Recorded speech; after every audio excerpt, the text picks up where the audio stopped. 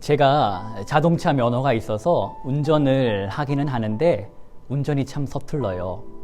늘 내비게이션을 켜놓고 운전을 해도 몇 번이나 야단을 맞아요. 경로를 이탈했습니다. 라고 말이죠.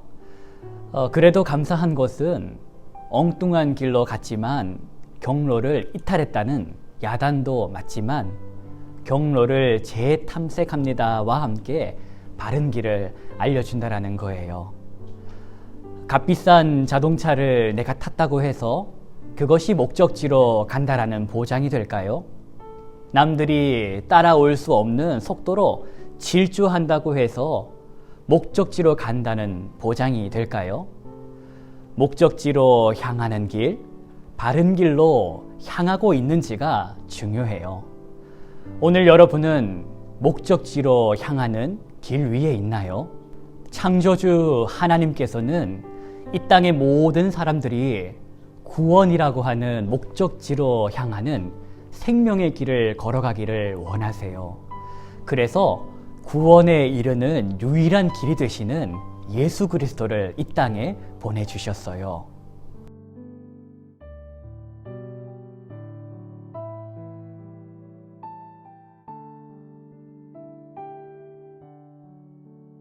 운전이 서툰 저에게 있어서 목적지로 가는 바른 길을 가르쳐주는 내비게이션은 필수품이에요.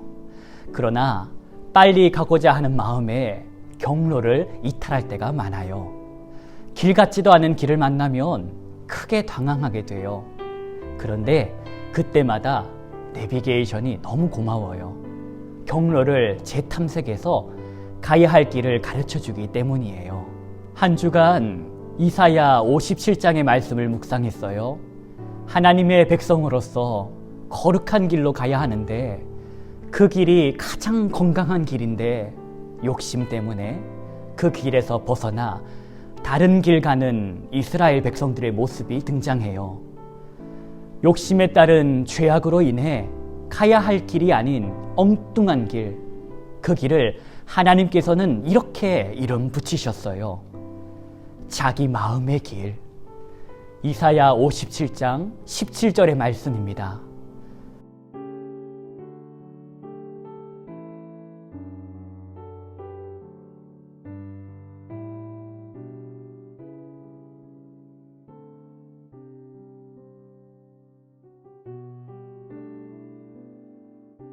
자기 마음의 길은 내가 가고 싶은 길이지 하나님께서 인도하시는 길이 아니에요.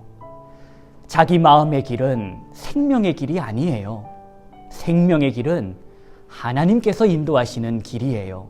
그래서 자기 마음의 길을 걷는 사람들을 하나님께서 눈 감아 버리지 않으셨어요.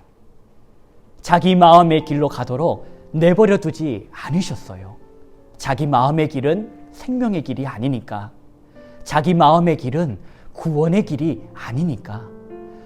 내가 그의 길을 보았은즉 그를 고쳐줄 것이라. 이사야 57장 18절의 말씀이에요.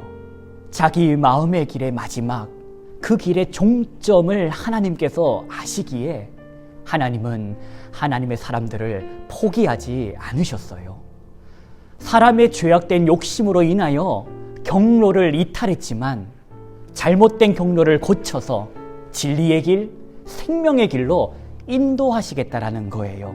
그리고 하나님은 이 약속을 예수 그리스도를 이 땅에 보내주심으로 확증하셨지요. 바로 이 예수님을 만난 우리는 생명의 길을 걷는 하나님의 사람들이에요. 이 길의 종점은 영원한 생명이며 기쁨이에요. 그러나 기억하세요. 죄악된 욕심으로 인하여 경로를 이탈할 수도 있어요. 언제든지 자기 마음의 길로 갈 수 있다라는 거예요. 그래서 내비게이션이 필요해요. 신앙의 내비게이션. 자기 마음의 길로 가려고 하는 죄악된 본성이 있기에 하나님께서 우리에게 주신 내비게이션, 바로 하나님의 말씀, 성경인 거예요. 오늘 길을 잘 찾아가고 있나요? 그 길이 맞나요? 길을 잘 찾아가고 있는지, 그 길이 맞는지 자기 마음에 묻지 말고 하나님의 말씀으로 점검해 보세요. 하나님께서는 우리가 어디에 있든지 따져 묻지 않으시고 바른 길을 구하는 기도에 응답해 주실 줄로 믿습니다.